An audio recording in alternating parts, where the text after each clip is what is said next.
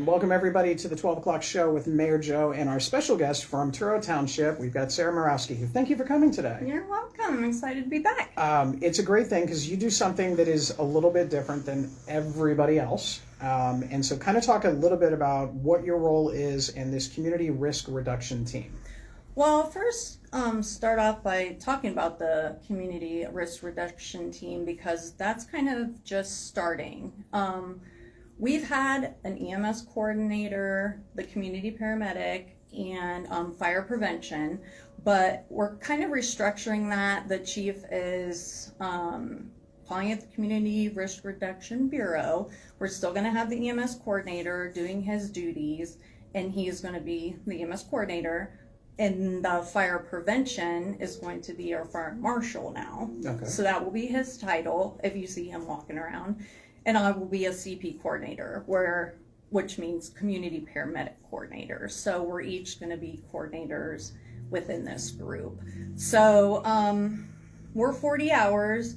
So we're there Monday through Friday. So with the chief, assistant chief, and then the three of us, we're doing a Monday through Friday 40-hour shifts. Same as before, just different titles and different responsibilities, and the older responsibilities all at the same time. Well, make sure you work on the anagram because CRRB it's a little clunky. We could work because you got to have something that could CRR. CRR. And then Bureau. All right, and then Bureau after that. I do get a kick out of the fact that it's going to be a fire marshal now, just because for those of us that remember the old In Living Color series of fire marshal. Yeah, that's going to be a fun one. So a couple of other things I saw is file of life magnets. So what exactly, a file of life, that gives a whole other different type of idea. Like what exactly is that and how does that work out? And I know Violet Township and Pickerington used to do this, and we used to do this a long time ago, and everyone loved them. But they're magnets that go on your fridge. So just so I don't forget, I wrote this down. This is a donation by Age Friendly Columbus in Franklin County, an initiative of the OSU College of Social Work. So I personally, next week, I'm going to pick up 200 of these. So if you're interested, I'm going to leave some cards here down in the lobby, or my phone line at work is 614-729-1910. And then my patients, of course, will get them, and then anybody I see, anybody who's interested.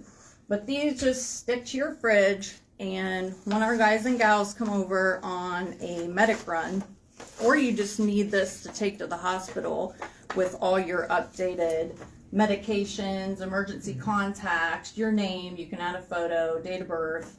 Medications are always important that you keep those up to date. But allergies, medical conditions, surgical history, medical data, basic stuff. But that goes on your fridge. And now that we're implementing this back, if the guys and gals on a run have time, your significant other or anybody else that's in the house doesn't have to go, oh my gosh, I don't know their social, or I don't know what meds they're on, and they're already stressed out and then trying to think on top of that. So they can just pull this out and that information will be updated and already be there. If you have somebody that perhaps has a little bit longer surgical history, is there like an addendum that you can kind of fold out with this or something? You can put as many note cards in there as you can fit in this little thing. I'm just curious, no real reason for asking. But yeah, they're very helpful. A lot of people have asked where they've been and if they like them, and these were donated, like I said, and I'm going to pick some up. So I should have them by Tuesday next week. And I can go, because with my program, I can go in a fire department SUV to your house and make a visit, and we can go through and fill it out together if it's a problem. So they're great to have. If there's not a lot of time on a run, we're just gonna pick you up and go, and we'll get that information. There is all that information in the hospital computer system, but it's real nice to have on the scene for the guys and girls to look at if need be. Yeah. So. Well, that is interesting. I know we're part of that age-friendly community as well, so we'll see if we can kind of work on that. Now, as far as being a community paramedic, what exactly does a community paramedic do that you kind of haven't already talked about? What exactly do you do? Well, I'm able to go out And like I said, I'm 40 hours, so Monday through Friday. I usually get referrals from the crews, but now that more of the community is learning about this program, and I've had patients, they're referring patients, the residents to me. My assistant has done that a couple of times too. I was just gonna say, I get a lot from the city building. I know Sarrah, the social worker from RPD, she'll get some that's in more my wheelhouse, and we'll split and work together as a team and stuff like that. So I get them from there. I get direct call-ins, direct walk-ins, stuff like that. But I can go visit you in your home. Like, you don't have to come to my office or anything like that. I do a lot over the phone. So if you're uncomfortable with having somebody in your house, I can set up a lot of resources and things that way. But preferably, I'd like to come over and visit, see what's going on. And I just usually do just a general visit or general phone call and just ask, like, what do you need? Like, what are some of the things that are giving you difficulty? Transportation's a lot, food's a lot, like getting like meals delivered, things like that. I can do non-emergency vital signs, like if your doctor wants you to be taking your blood pressure or whatever, I can come over and do that.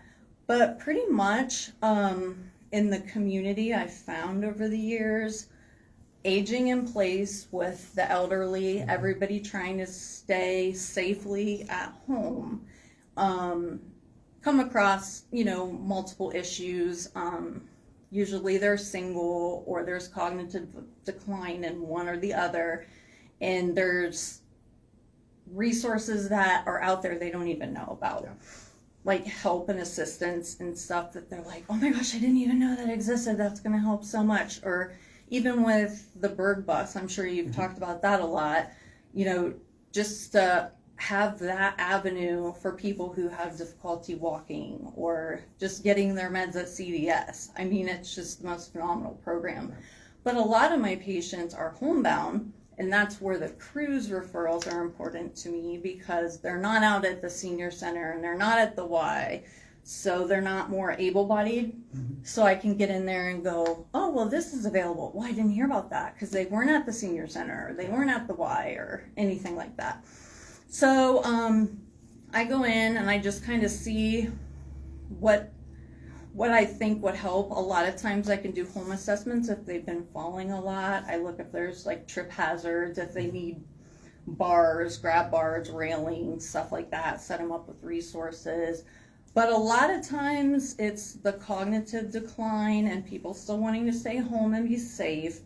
And with that, I try, a lot of times I'm dealing with not just one patient, a patient and their family. I was going to say the families. And I'm sure they make everything so much easier. They do. Yeah. Because there's always like 3, 4, or 5 of them in different states. And then trying to pull that all together, get everyone on the same page. And then sometimes they really don't know what's going on because the patient will be, oh, I'm fine. And it's not going that well that way.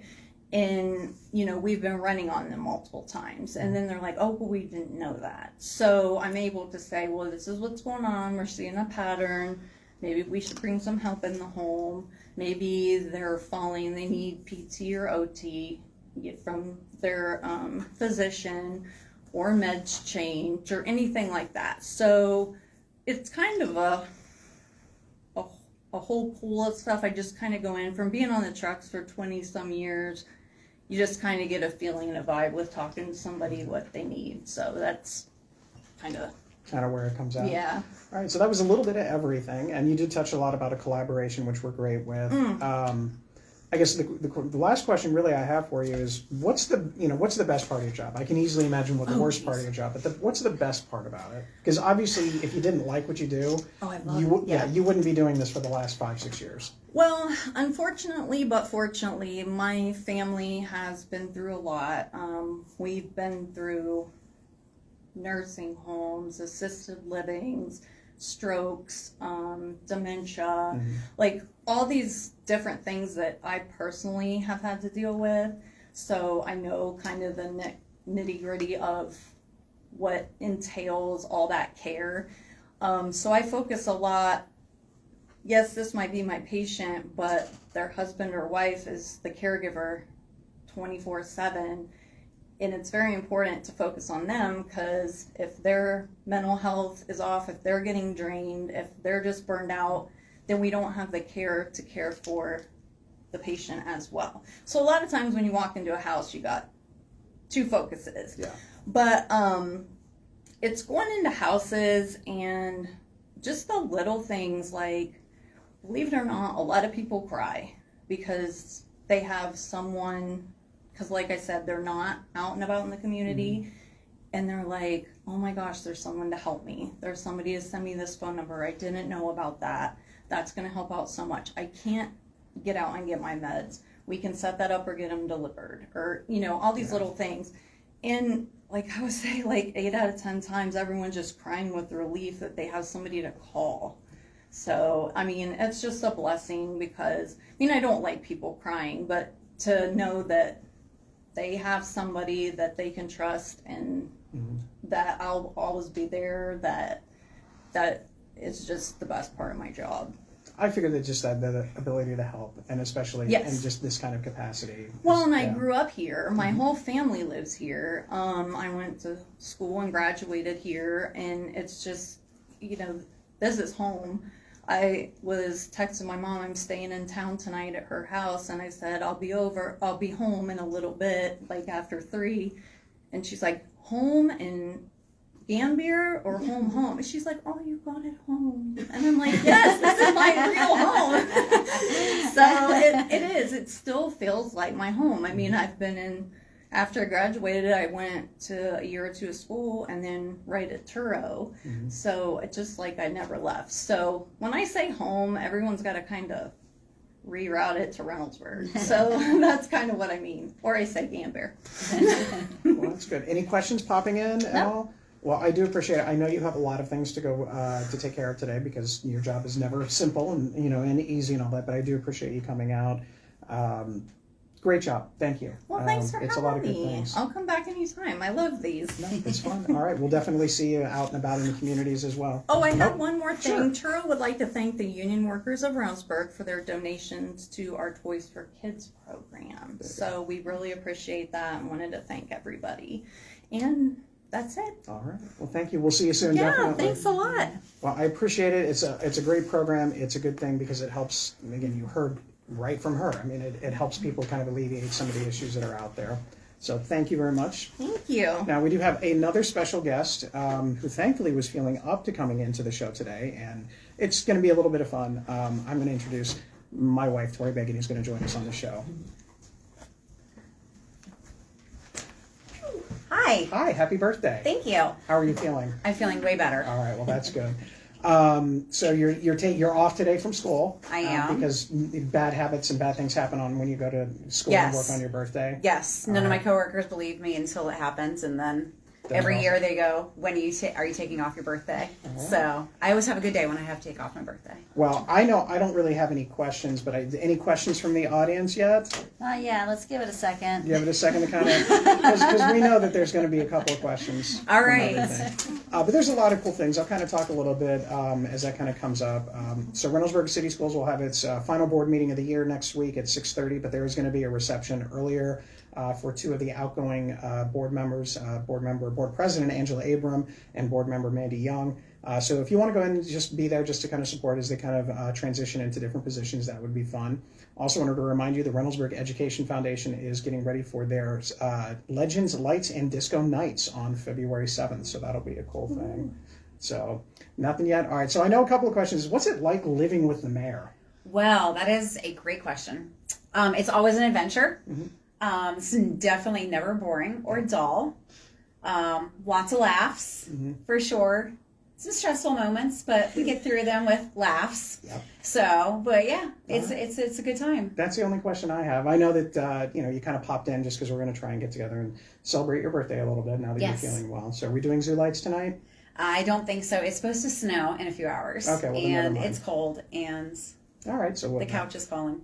That's fine. So that's all I have. You're more than welcome to stay, but I know you wanted to pop in, so Yeah, we've got some I'll things. stay. All That's right. it. So as we got some other things going on, one of the things in the budget, we had our first read on the budget. We have one meeting to go, but one of the things that we're going to be starting next year is a text alert option. So you'll be able to opt in if there's a water main break, if there's an accident, if there's something where construction is going to happen and things like that, that you can opt into those things. So we'll have some more details after the first of the year for it.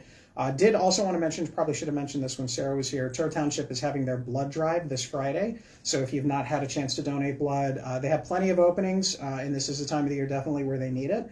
So that's going to happen from 11 to 5 at the Main Street location just down the road from here. And with that, we're going to have some fun conversations about Wagner Road. So as you know, earlier this week, we made the announcement that we are unable to pave, and a lot of commentary on social media. So I'm going to kind of take a couple of things and talk about it. So one thing that has come up with all the comments is the kind of the thing. So I have a list of some of the more frequently repeated comments. The question is, I've lost count of the times I've driven up Wagner and saw either no work being done or only one crew working. This was in good weather. You're probably absolutely right. Depending on the crew and depending on what the circumstances were, there's probably only going to be one crew out at a specific time, just because of the fact that the way the construction companies have it scheduled is crews that have specific focuses will only be there at the times that those are needed. Without knowing any more specific dates, it's hard to say. It's been years. We're going to get to that. Maybe have the team work in the spring and try not to cram all their work in the fall before winter. Seems like a no-brainer. I get that. We actually did start in the spring of April 20. Actually, the first day that we started the construction project was April 29th, 2024. And the original finish date after 480 days was actually August 22nd of this year. However, that had to be added onto because of something that was unexpected. If you recall, a little over a year ago, it was determined that the bridge that was crossing over onto Wagner from Main Street, which is controlled by Franklin County, they determined that they needed to replace the entire bridge. We also had some rain around the time that happened. If you remember, I was dressed up as Gandalf talking about it where you couldn't pass. And so it took a little bit longer than the 60-day estimate out there, which would have actually put us right around this time in the year. So for thinking that it's been years, no, it's been just about a year and a half, which is about 490 days, almost about 500 days. So it is actually less than years. You may be confusing that with the Main Street project. So that is something that's there. So in the spring, when the progress is ruined and they have to restart, what are the financial implications that we'll have on an already over budget, shocker, I know, project? Well, first of all, it's not over budget. As a matter of fact, I'm going to go ahead and have this out there. This is what the numbers are. So the project, as I'm reading kind of about $11 million in change, and the expected expenses from here on out to finish the project is about $3.5 million. So we actually are under budget by about $150,000, and the delay will have absolutely zero impact on anything. So for those that are concerned that it's over budget and things of that nature are there. Also goes on to say, just want to prepare for the threats and sob stories as to why you need more tax money. Actually, we won't. So that is not an issue that we're going to have. So that project will be there. That graphic will be up on our website not long after the show today. I don't think anyone was really naive enough to think it would be finished. Maybe. All I know is we missed it by 4 days. The day that we actually got the snow, the 4.5 inches, which was, I believe, a record for the day, was the first day of paving. And if you look at your weather from about a year ago, it was actually around 50 degrees this week. So if had it been that case, we would have been fine. The real reason is the city is out of money. They just won't tell the truth. I'm not really sure where that is because my auditor does not say that. He says that we are all set. Actually, this part of the project is already paid for. So that's why everything is there. We don't have to allocate money. But let's just say, for instance, if we were over budget on this project, we would actually have to go back to council to ask for more money. And you're free to welcome and look at the notes, but we have not done so. Overtime and probably over budget, no surprises from this town. Well, overtime, yeah, but again, we have some weather and we have some bridge issues with that, and I own that one. Probably over budget, as you just saw, no. No surprises from this town. Again, not really sure where that's coming from. Why do projects in Reynoldsburg take ridiculous amounts of time? That one was actually answered by another person, so this is all on the mayor. Not really sure if it's specifically me, but I do think that the projects do take some time because these are not simple projects. This is not a repaving of a road. Give you an example. Some of the roads that we did on the Licking County side for our late project, 3-4 days to get it done. You know, they scraped and put new pavement down and things like that because that was just pavement restoration. This project included a brand new water line, brand new gas line, relocation of electric lines, as well as curbs, gutters, and things like that. Next one is, how many sunny days went by that I literally saw no one working? New Albany can put in a roundabout and repave Morse Road in maybe 3 weeks. Pretty sure it took a little bit longer than that. The delay is unacceptable in terms of inconvenience to the residents. I do agree with that. It is an unfortunate, but anytime you're looking at infrastructures, a lot of times it is going to be frustrating. If you take a look at what we've done with Wagner or at Main Street, it definitely has been worth it in the end. Put a temporary traffic light at Rodabaugh in Lancaster. Unfortunately, we can't do that due to the proximity of the light at Doherty right down from there to address the detail and do something other than apologize. I understand that my apologies. That's why I really haven't commented a lot on this, because I know that for some people who are out there, nothing I say is going to help with this. The blind leading the dumb and blind, at it yet again in Reynoldsburg. Okay. But at least, according to the mayor, the city will get a lot of money in liquidated damages. I've actually never said that. Basically, the contract is set. Now, I will say, probably the construction company is going to one that's going to get the brunt of this, because they obviously wanted to get this done because they want to have a clean slate to start for any projects that they have for next year. Now they have to wait and come back in the spring, and they have to use the same pricing. So if there's any cost overruns, it's on them, not us, as far as this particular project. Going to have to alter this one a little bit. Let's just say LMM something something something W something something were you something doing all summer. That's the best I can do. If you want to see the real words, go ahead and check out the page. We were indeed working all summer. While somehow I just knew it, the city and mayor is just loose. Oh, I think I'm a little bit more useful, but we'll go with that. And poor decisions made by inept non-leaders again. Okay, I'm not really sure again how that kind of works out for it, but those are some of the things that were set out there. Now, there were some really good questions that I do want to address. Can someone please enlighten me and let me know what Phase 2 entails? That's a really good question. Phase 2 is going to start roughly at Priestley and it will extend all the way to Broad Street. It's going to be the same thing: curbs, gutters, street lighting, multi-purpose path on one side, sidewalk on the other. And again, the traffic lights at Priestley, but it'll go all the way out to Broad Street.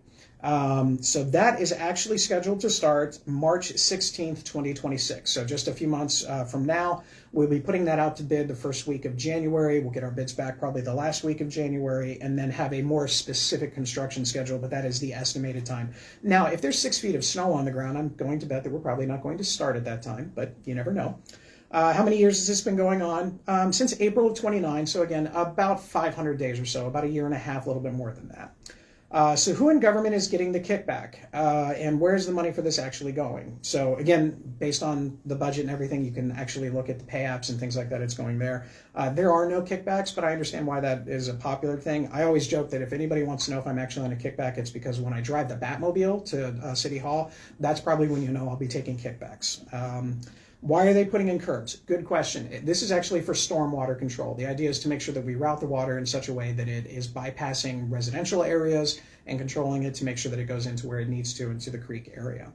I'm curious, how much more money is this costing taxpayers to drag this press out even more, or no matter what, there was just one flat rate? It actually was just the flat rate in there. Any other costs are on the contractor from here moving out. Is there a plan for those of us with driveways on the east side to get improved access that doesn't damage cars every time we drive through? Absolutely. Crews were out yesterday doing some evaluations and making some adjustments so things are a little bit more even, so you're not getting the complete bumpity bumps all the way there. We will also have crews going out a couple of times a week and, for lack of a better term, inspecting the drive access. So hopefully if there is an issue, we can catch it before you even have to call us. That being said, if you have issues, please call. So that's where we're at for all of those particular things. And I'm going to show this one right here. This is actually the schedule for Wagner Road Phase 2.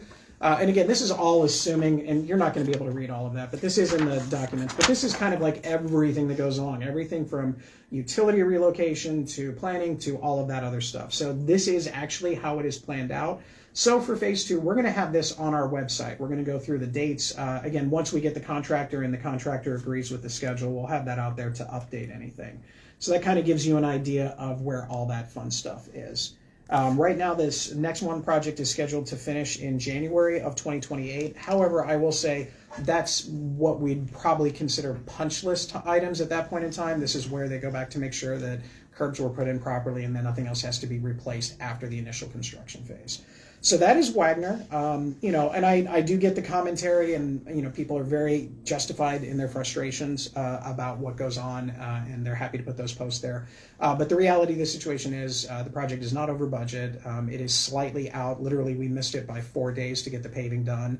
Had we gotten a couple more days here and there, it would have been, but point taken, we're going to get there. As soon as the weather breaks in the spring, once the asphalt factories come up, we'll go ahead and do it. It'll probably take about a week to clear out and make everything ready to go for paving again, but we don't have to wait for that particular part. Once probably March arrives, crews will probably be out there around that time. Any questions on Wagner Road? All right, so that's your segment of mean tweets. We'll go ahead and put that back maybe some other point in time. Leaf collection update. Obviously today it's raining, and apparently you said it's going to snow later. Yeah, so it's supposed to snow. Probably not going to be doing leaf collection today. However, we are going to try and finish up everything else. So if there's areas that are still with leaves that you want to make sure get addressed, send them into the city, make a quick little phone call so when we go out for the last round to get them taken care of, that would be a good thing. Now keep in mind, we did this year because we only got one truck. We ordered 3 that had all of the equipment. We only got 1 set in. We got pieces and parts of other ones. So next year it's going to be a lot different. Next year, a truck is going to be dedicated to a zone, and it'll be very specific, and it'll be, your area will be notified that you'll be getting your leaves collected the week of such and such. Again, probably sometime in October-ish through early December next year is what that process is going to be about. Street program for other projects and roads. I'm actually very excited. We finalized our meeting earlier this morning on what our street program is going to be for next year. So come January 1, we'll have all of that up on our website about what's going to be paved over the next 3 years. Basically, we're going to be looking at about $3.5 million in very specific residential roads that'll be done next year. And we have some other money that will be going to some of the other projects that are out there, but those will be there. You'll actually be able to go on the website and click, okay, what streets in 2026, what streets in 27, and what streets in 28. We're only going to do 3 years for right now because if finances are a little bit better, if we get additional grant funding, some of those streets from 27 and 28 might get bumped up a little bit. So that's what we're looking for there, but we're happy to have that out so at least everybody knows for that particular part of the process that they know when their roads are going to get taken care of. Parks, again, as we remembered, it's our composting bucket. It doesn't have any pretty pictures on it yet, but we're waiting. There'll be stickers, it'll be branded. But basically, any food waste that you have whatsoever is going to go in here. It's got a nice little bag.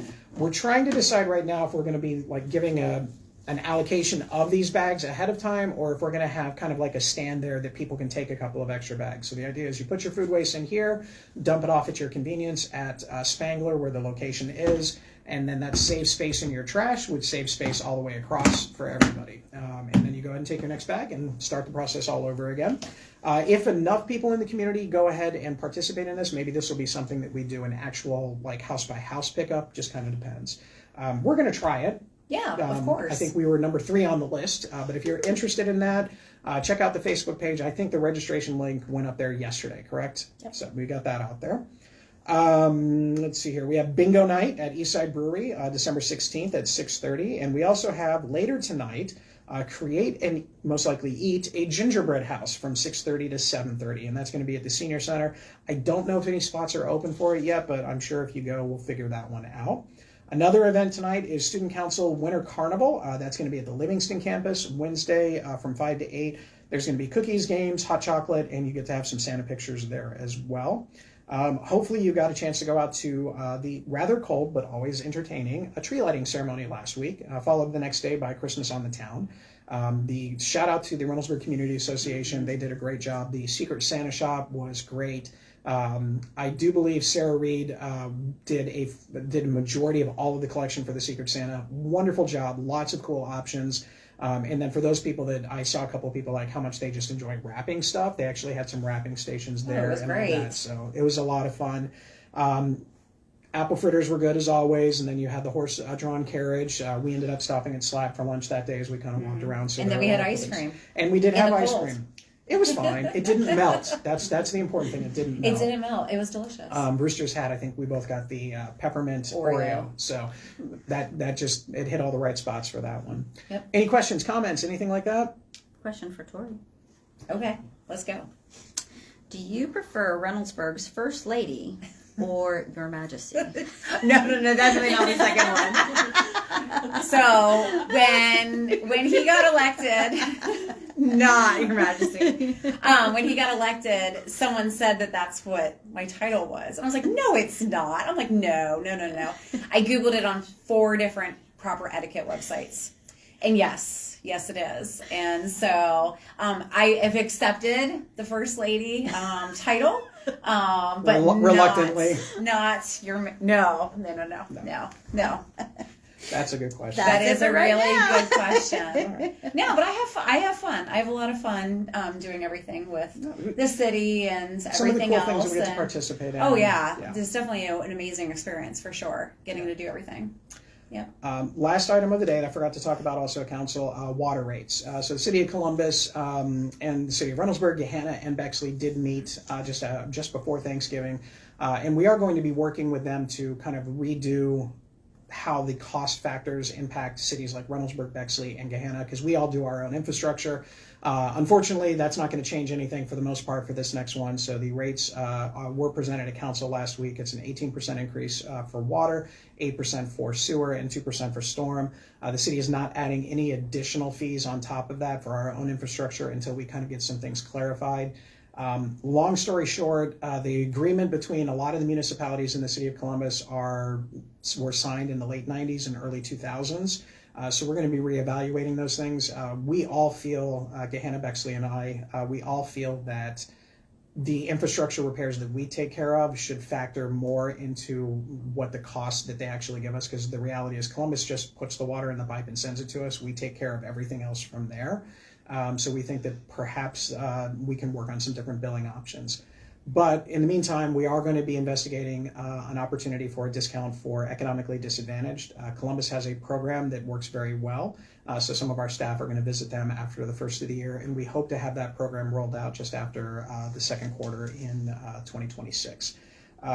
We are going to continue to work on it, and we're going to try and put some pressure on Columbus to understand that the residents of Reynoldsburg should not be paying for infrastructure for communities that are just benefiting from the economic development aspect of it. We have our own things that we have to maintain here. So that's that. Happy to hear any questions about it. Anything else pop in the last couple seconds? Nope. All right. While I was really appreciative to have you on, and it's a lot of fun, and thank you for being a good sport. No, you're good. I appreciated it. Did Sarrah leave the card, the medical card, so we have the extra surgery section on it? Oh my gosh, stop. But I'll get one. Okay, we'll just have to get one with the extended I'll amendment. text her. Okay. I'm not the only one that has an extended section. I know, but it's the only one that's sitting next to me on the show right now. So next week, it's Santa. I mean, I love you, but it's Santa Claus. Oh yeah. So Santa's going to be he here. showed up last week. Yeah. I mean, he was awesome. So. Yeah. So we're looking forward to it. So Santa will be here next week. So if you have any questions for Santa Claus, if your kids have any questions for Santa Claus, make sure you go ahead and send them in. But that will be our last show for the year. After that, we're going to be kind of moving everything away and gearing up for a big 2026. In the meantime, any other questions, comments, things like that, please come in, send them in. Have a wonderful time. Nobody has any football on this weekend, so that's kind of outside of the professional stuff. My Bears play the Browns this weekend, so that's about it. And it's apparently going to be 20 degrees below zero in Chicago at game time. Oh so, my gosh. No, we're not going. Apparently, I'm not going. Oh, well, that is what it is. Well, again, thanks, everybody. Thanks to Sarrah for coming in from the Truro Township Fire Department. Great collaboration between Truro and RPD. It always works well to service our residents all the way across. So, again, thanks to everybody. Appreciate it. And, again, we'll work on Wagner Road and get that as soon as the weather is able to allow it. We'll get that stuff taken care of. On the bright side, the road's going to be one of the first things taken care of early. So once it is, everybody will be good, and then we'll move from there.